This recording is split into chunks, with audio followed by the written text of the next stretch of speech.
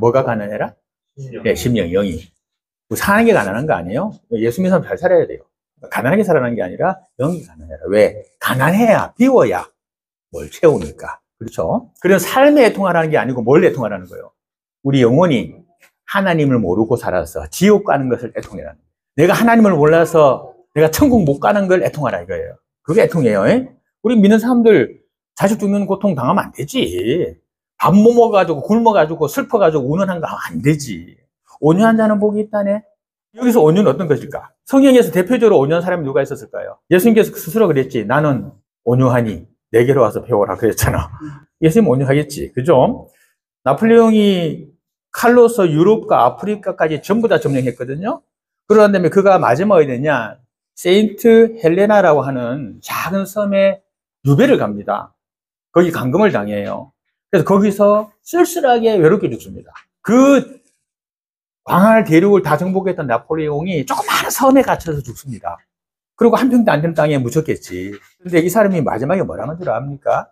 이렇게 말했습니다. 나는 칼로서 온 유럽을 정복했지만 결국은 나는 실패했다. 그러나 나사렛 예수라고 하는 사람은 온유함으로 또 십자가의 사랑으로 전 세계를 정복했다. 이런 말을 했거든요. 예수님이 참 온유한 사람이잖아. 그죠? 잠언 25장 15절에 보니까 부드러운 혀는 뼈를 꺾느니라 이렇게 되어 있습니다. 뼈도 입속에 들어가서 혀에 의해서 부러지잖아요. 그죠? 그러니까 강하게 막 하는 것이 이런 것이 아니라 뭐가? 부드러운 것이. 물은 가다가 절대로 안 끊어집니다. 물은 가다가 칼로 물을 베어도 어때? 뱄어 하고 딱 붙어가고 다시 올라갑니다. 그런데 쇠 가는 거 쇠 탁 잘라봐. 그 쇠가 다시 붙어지나? 안 붙어집니다. 그래서 부드러운 게 강한 걸 이긴다고 합니다. 온유한 거죠. 그죠? 오늘 본문에서 온유하라 하는 말이 그럼 무조건 하고 그냥 참아라. 그리고 무조건 하고 그 사람은 타고난 성품이 온유하니까 대인관계를 부드럽게 하는 사람이다. 뭐 이런 의미냐는 겁니다. 다른 사람하고 타협을 잘함으로써 싸움을 일으키지 아니하고 그냥 평화롭게 사는 것. 그게 온유냐라는 겁니다. 오늘 성경에서 말하는 온유는 그 온유가 아닙니다. 분명히 아셔야 돼요.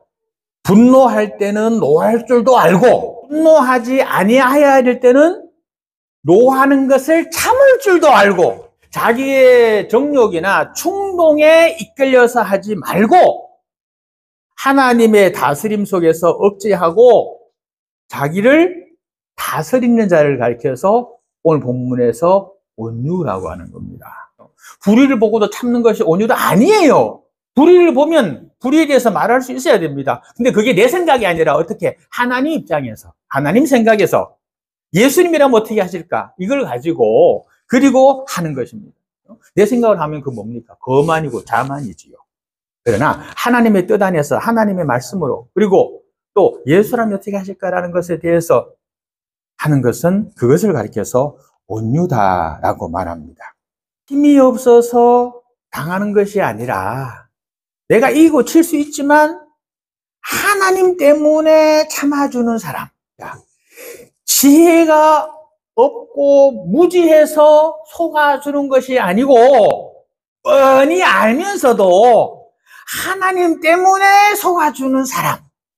말을 못해서 가만히 있는 것이 아니라 하나님 때문에 침묵하고 가만히 있어주는 사람. 예수님이 뭐라 그랬습니까? 마태복음 11장 29절에 보니까 나는 마음이 온유하고 겸손하니 내게서 와서 배우라 이랬거든요. 자, 그러면 예수님이 무조건 온유하고 겸손했으면은 어느 날 성전에 더 갔어. 성전에 더 갔더니만 성전에 가보니까 성전에서 돈 바꿔주는 사람, 그 다음 각종 재물을 파는 사람 막 있는 거예요. 어떻게 했습니까, 예수님 그때? 돈 상을 엎어버리고 또 복권으로 채찍을 만들어가지고 뭐해? 사람을 때리고 그리고 거기 있는 짐승들 막 때리고 풀어주고 이랬어요. 아이고, 온유하고 겸손하신 예수님께서 이 뭔 짓이래? 하나님 보실 때 하나님의 성인에서 매매 일을 하고 그리고 다른 사람을 등쳐먹고 사기치고 멀쩡한 재물 갖고 왔는데도 요거 흠이 있어서 안 돼 이러고서는 저거 팔아먹고 올바르지 않거든. 그러니까 거기에 대해 가지고 예수님이 분노하신 겁니다. 그러니까 온유가 무조건 하고 참는 것이 아니라 온유라고 하는 것은 때로는 분노할 때는 분노할 줄도 아는 것이 무조건 불의한 것을 보고 가만히 참는 게 온유가 아니에요. 그렇다면 이 온유한 자다라고 오늘 본문에 말씀했는데 그 온유한 자가 복이 있다 그랬거든. 그럼 온유한 자가 어떤 자인지를 알아야 복을 받든가 말든가 할 거 아니야. 그래서 오늘 보니까 온유한 자라 그랬으니까 온유한 자는 어떤 자냐? 내 뜻이 아니라 누구의 뜻에? 하나님의 뜻에 순종하고 그 하나님의 말씀을 따르는 사람. 내가 옳다라고 생각하면 착각에 빠집니다. 내 마음대로 하려고 합니다. 이런 사람은 절대로 온유하게 될 수가 없습니다. 왜? 다른 사람의 말을, 하나님의 말을 들으려고 하질 않거든. 그러니까 온유하려고 하면 뭐, 첫 번째처럼 영을 비워야 되고, 그리고 내가 하나님 앞에 온유하게 서지 못하는 것을 해가지고 애통하고 가슴 저려서 울 줄 알아야 되고, 그래 되니까 뭐가 되는 거예요? 온유한 사람이 된단 말입니다. 사무엘하 7장 14절에 보게 되면은 이런 말씀이 있습니다. 너가 만일 죄를 범하면 내가 사람 막대기하고 인생 채찍으로 갖고 너를 징계하겠다, 때리겠다, 야단하겠다. 하나님도 말씀하셨거든요. 이게 뭐요? 우리가 살면서 우리가 잘못하는 게 있으면은 하나님이 우리를 직접 치르기보다는 어떻게 한다고? 사람을 써서 그 사람이 날 때리는 막대기가 되게 하고 내 사는 인생에 있어서 환난과 고통이라고 하는 채찍을 주어가지고 나를 때려가지고 나로 하여금 뭐 하겠다? 바로 세우겠다고. 우리가 살아가면서 어떤 사람이 나를 막 때려! 여기서 뭐, 목숨을 떼는 말이 아니라 그 사람이 나를 괴롭게 한다는 거야. 힘들게 하고, 못 살게 하고 한다는 거예요. 살다 보니까 막 이런 일 저런 일 막 생겨. 막 인생에서 몸도 아프고, 막 속 썩이는 것도 있고, 신앙이라 하는 것이 맨날 의문투전에 쌓고, 이놈 마누라 하는 것이 맨날 속이나 썩이고, 자식이라고 낳아놨더만 이거는 막 어릴 때 이쁠 때 크니까 막 속 썩이고 이래. 이게 뭐요? 이게 인생 채찍이야. 삶의 채찍. 나는 열심히 일한다고 땡볕에 일하고 있는데 맨날 굶어 그냥 가난해. 돈도 없어. 이게 뭐 이럴지도 모르겠어. 이게 뭐요? 이게 인생 채찍이야. 근데 뭐요? 하나님은 그것을 가지고라도 나를 어떻게 하고자, 나를 바로 세우고자 하신다라는 말씀입니다. 우리가 그런 일을 당할 때 뭘 보라고? 하나님을 바라보라고. 그게 뭐라고? 그게 온유라고. 하나님은 그것을 통해 가지고 우리에게 좋은 것 주시고자 하시지 그것 가지고 그걸 이용해서 나쁜 것 주시려는 분이 아니니까 거기서 뭐를 하라고? 하나님하고 하지 말고 아이고 아버지 하나님하고 엎드리라고 기도해서 그리고 하나님 제가 자 심령을 좀 더 비울게요. 내가 하나님 바라보면서 눈물로서 좀 더 애통하고 하나님 좀 더 바라볼게요. 전능하신 하나님께서 나를 연단하기 위하여 나를 살리기 위하여 나를 더 높은 곳에 올리기 위하여 저 사람을 나의 막대기로 쓰셨구나. 이 일을 나의 인생의 채찍으로 쓰셨구나. 이래서 굉장히 놀라운 거 있어요. 자, 내 인생이 살아가면서 나에게 힘들 때도 사람이 있어. 그 사람이 왜 나에게 힘든 사람이 됐습니까? 하나님이 나를 바로 세우려고 했어. 자, 보세요. 자식이 잘못해. 그래가지고 엄마가 매를 들었어. 그래갖고 맴매했어. 그랬더니 애가 엄마 잘못했어요 했어. 그럼 엄마가 어떻게 해? 그 매를 버려버리지. 또. 근데 하나님은 뭐라는 줄 아세요? 하나님은 그 매를 어떻게 한다는 줄 아세요? 그 막대기를 꺾어버린다 하셨어요. 굉장히 무서운 거예요. 하나님의 백성된 나를 괴롭혔던 자는 하나님이 허락하셔서 한 것이고, 여기서 봤잖아. 여기서 보니까 뭐가 나왔어요? 하나님의 허락하심 안에서 욥을 사탄이 시험하잖아. 하나님 허락하심 안에서 내가 온전하게 바로 섰어. 그 시험과 그 어려움과 그 막대기 때문에 섰어. 그럼 하나님 어떻게 하시냐? 그것이 끝나고 나면 이 막대기를 어떻게? 부러뜨려 버린다. 대표적인 게 있어요. 이스라엘 백성들이 애굽에서 종로로 타다가 광야길을 40년을 가요. 그리고 가나안 땅에 들어가요. 그 광야길 40년 세월 동안에 이스라엘 백성을 꾸준하게 괴롭힌 민족이 하나 있어요. 그 민족의 이름이 아말렉이라는 민족입니다. 이스라엘 백성이 하나님 앞에서 불충할 때, 하나님 말씀 말고 우상숭배 섬길 때, 하나님 말씀에서 방황할 때, 이럴 때 이 아말렉 족속이 와가지고 어떻게 했냐면은 뒤에 처진 사람들 있죠. 뒤에 누가 처지겠어요? 노인들, 아픈 병자들, 어린 아이들, 또 병든 가축들이 뒤에 아무래도 처질 거 아니에요. 그들을 보호한다고 젊은이 보호하지만 처지는 있어요. 그거를 섭격해서 그걸 죽이고 뺏어가고 그랬다고. 계속 그랬어. 그랬더니 막 사람들이 그렇게 하니까 아이고 하나님 살려주세요. 아이고 하나님 이렇게 했다고. 그래서 바로 서고 이래가 40년을 광야길을 온 거거든요. 자, 그런데 그로부터 많은 세월이 흘러요. 약 400년의 세월이 흐릅니다. 그런 다음에 뭐가 되냐면 이스라엘 백성이 이제 예루살렘에 들어와가지고 정착을 하고 가나안 지역에다가 이스라엘이라고 건국을 했잖아요. 그죠? 그리고 이제 사사시대를 거쳐갖고 400년이 지나니까 왕이 만들어졌어. 이스라엘 초대왕 누구? 사울왕. 둘째 왕 누구 그러면? 다 오케이. 셋째 왕 누구? 솔로몬. 그 사울이 왕으로 처음 됐어요. 그랬을 때 하나님이 그에게 내린 명령이 뭔지 아세요? 사울아, 너는 군사를 일으켜라. 그리고 아말렉 족속을 전쟁으로 치러 가라 그래요. 아니, 사랑의 하나님이 세상에 치러 가라네. 가서 군인들 다 죽여라. 젊은 청년들 다 죽여라. 노인들 다 죽여라. 어린아이들 다 죽여라. 여자들 다 죽여라. 여자들 뱃속에 있는 태아까지도 다 죽여라. 그리고 짐승들 다 죽여라. 짐승들도 마찬가지로 태 속에 있는 새끼조차도 다 죽여라. 전멸시키라는 거예요. 전멸시키라. 그게 하나님의 명령이었어요. 너무 잔인하잖아. 세상에 뱃속에 있는 애기도 죽이래. 사랑의 하나님이 이런 처참한 명령을 내는 게 말도 안 되잖아요. 그런데 잘 들으세요. 하나님이 이어서 말합니다. 내가 추억하노니, 내가 기억하노니 하고 말합니다. 이스라엘 백성은 400년 전에 다 까먹었어. 다 잊어먹었어. 우리가 지금 일제시대 얼마 지났다고? 이제 80년 지났어요. 내 백성 이스라엘이 광야 40년 동안에 갈 때에 그들을 뒤에서 치면서 괴롭혔던 것이 암만의 족속이다. 그래서 난 그들을 죽여야 되겠다. 이렇게 말합니다.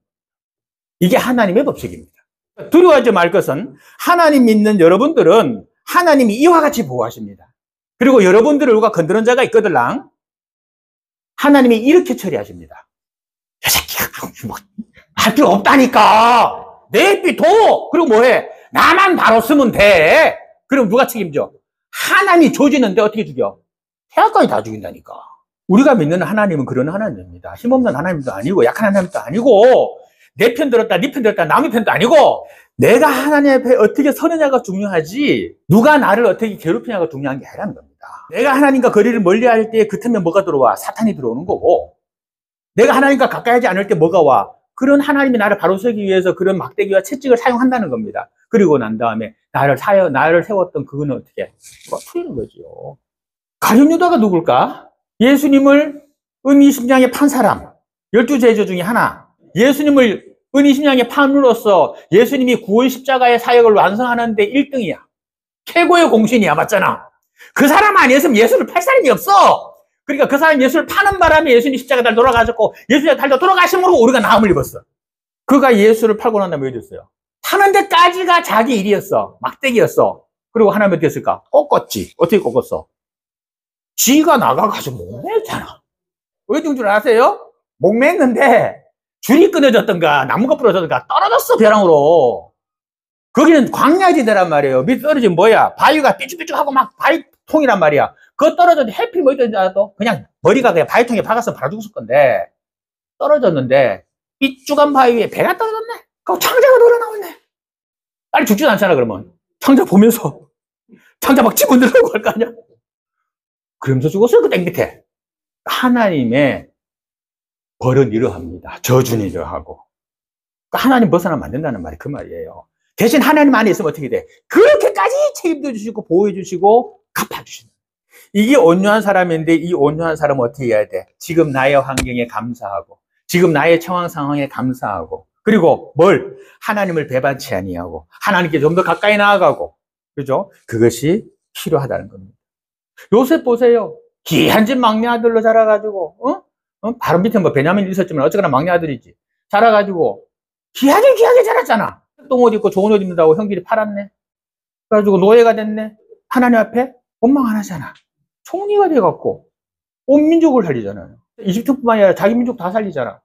그러고 난 다음에 그들에게 어떻게 합니까? 나중에 아버지가 죽고 나면 형들이 옵니다. 형들이 와가지고, 아버지가 살아계실 때는 우리를 못 죽였지만, 이제 아버지가 돌아가실 때 우리를 죽일 것이다. 그 생각할 수 있잖아요. 그죠? 그러니까 요셉이 뭐라 그럽니까? 울면서, 형님들, 걱정하지 마세요. 형님들이 나를 판 것은 하나님이 나를 이곳에 먼저 보내갖고, 우리 민족을 살리라고 하나님이 나를 여기다 먼저 보낸 겁니다. 우리 인간은 성경에서는 성악설을 말합니다. 우리가 원죄를 갖고 태어나잖아. 아담과 하와의 원죄를 가지고 태어나잖아요. 그래서 성악설을 말합니다. 성경은. 그러니까 우리는 태어날 때부터 원죄라고 하는 악을 가지고 태어났기 때문에 우리는 어때? 스스로 온유할 수가 있다 없다? 없다. 이 죄를 지워야 될 거 아니야. 악을 지워야 될 거 아니야. 우리가 지울 수 있다? 못 지워. 악한 것이 어떻게 악을 지워? 성경 말합니다. 예수님께서 소경이 소경을 인도하면 둘 다 어디 빠져? 구덩이에 빠질 뿐이라고 그랬어요. 그죠? 악한 자는 악한 자를 인도할 수가 없어. 선한 자가 선한 자를 인도하는 거지. 세상 천한 만민 어느 누구가 와도 구세주가 될 수가 없어. 왜? 이미 악을 갖고 태어났으니까. 오직 누구만? 선을 가지고 태어난 인간의 유전을 갖고 태어나지 아니한 예수님만 우리를 구원할 수가 있고 우리를 인도할 수 있다는 게 기독교의 기본 원리입니다. 선하고 악한 것이 인간에게는 없습니다. 그러나 예수 안에는 있습니다. 그리고 살면서 그것을 가지고 갑니다. 모세가 성경에 보면은 이런 말이 있습니다. 민수기 12장 3절에 보면은 이 사람 모세는 온유함이 지면의 모든 사람보다도 더 높더라 이렇게 되어 있거든요. 모세는 살인자입니다. 사람을 그것도 그냥 칼로 푹수 죽인 것도 아니고 때려 죽여가지고 그다음 어떻게 했냐, 시체도 유기했어. 모래 싹 파고 모래에 싹 묻어버렸어. 모세가 그런 사람이에요. 그런 사람이 광야에서 40년 동안 목동지기 하다가 하나님을 만났어요. 40년 동안 목동지기 하면서 얼마나 많은 어려움을 겪었겠어. 그 어려움 속에서 하나님 만나면서 뭐가 됐어? 온유한 사람이 된 거예요. 그러니까 민수기에 가가지고서는 이 사람은 어떤 사람보다도 이 지면의 모든 사람보다 온유함이 더 성하다 이렇게 돼 있어요. 자, 그러면 그래 성했던 모세가 그러면 뭐야? 십지병 두 돌비 갖고 내려오다가 에이씨 하고 그거 다 깨버리잖아. 40일 동안 금식하고 시내에 산에서 돌비 데리고 오다가 그거 깨버리잖아. 온유한데 깨? 왜 깨? 온유한 사람이. 그들이 뭐 하고 있었어? 우상 숭배하고 황금 송아지 만들어 놓고 거기 절하고 있었잖아. 그러니까 깬 거요. 근데 온유한 사람이래. 처음 말씀드렸던 것처럼 온유라는 것은 뭡니까? 분노할 때는 분노하고 참아야 될 일에는 참을 수 있고 분노하지 아니할 일에는 분노하지 아니하는 것. 어떤 사람? 예수님 닮은 사람을 추구하라는 거예요. 온유하면은 이 공동체 속에서 화합과 일체를 가져옵니다. 아브라함이 그러죠. 롯하고 싸우니까, 목초지 갖고 싸우니까 산에 올라가서 여봐, 니하고 나하고 골육지신인데 내가 삼촌이가 네가 족한데 네가 좌하면 내가 우하고 네가 우하면 내가 좌하리라 그러잖아요. 얼마나 온유해. 근데 결과적으로 누가 못 받았어요? 아브라함이 못 받았지. 욥은 다 날려먹었지. 마누라는 소음기둥 되고 두 딸님이 아버지하고 해가지고서 모압과 암몬 족속 올라왔잖아. 아버지 술 먹여놓고서는 아버지한테 두 딸이 들어가잖아. 큰 딸이 하루, 작은 딸이 하루 들어가고 애 배갖고 낳은 게 모압, 그리고 하나가 암몬. 그러니까 모압과 암몬 자손은 처음부터 저주받은 민족. 온유한 자는 뭘 받아? 땅을 기업으로 받는다. 뭔 땅? 이 땅에서 살아갈 때, 이 땅. 그러니까 우리가 죽기 전에 사는 이 지구상에서 우리가 살아갈 때에 이 안에서 평안과 온전함과 하나님의 도우심과 승리의 삶, 그 땅을 준다는 거예요. 알았죠? 새 하늘과 새 땅 그랬잖아. 그게 뭐요? 천국! 그렇지. 그러니까 그 천국, 새 하늘과 새 땅에 그 땅도, 천국도 준다. 누구에게? 온유한 자에게. 뭘 닮은 자? 하나님을 닮고 예수를 닮은 온유한 자에게. 분노할 땐 분노할 줄 알고, 에? 분노하지 아니할 것은 분노하지 아니할 줄 아는 구별을 갖춘 그런 사람에게 이 땅에 풍성의 복, 사람들과의 모든 관계성에서의 온유와 또 뭐 생활의 삶의 아내의 남편의 복, 뭐 이런 거 전부 다. 이 땅에 있는 복, 그게 땅이야. 그 땅. 그리고 새하늘과 새 땅, 천국의 복. 예수님과 하나님과 함께 살고 영원토록 기뻐할 수 있는 그 땅의 복을 준다. 이겁니다. 이해되셨죠? 오늘 온유와 그리고 이 땅의 복에 대해서 알았습니다. 앞에 두 가지를 할 때 여기 오는 겁니다. 그래서 연결해서 말씀을 드리는 거예요. 말씀 기억하시고 온유함으로 땅의 복, 하늘의 복 다 누리시기를 주님으로 축원드립니다.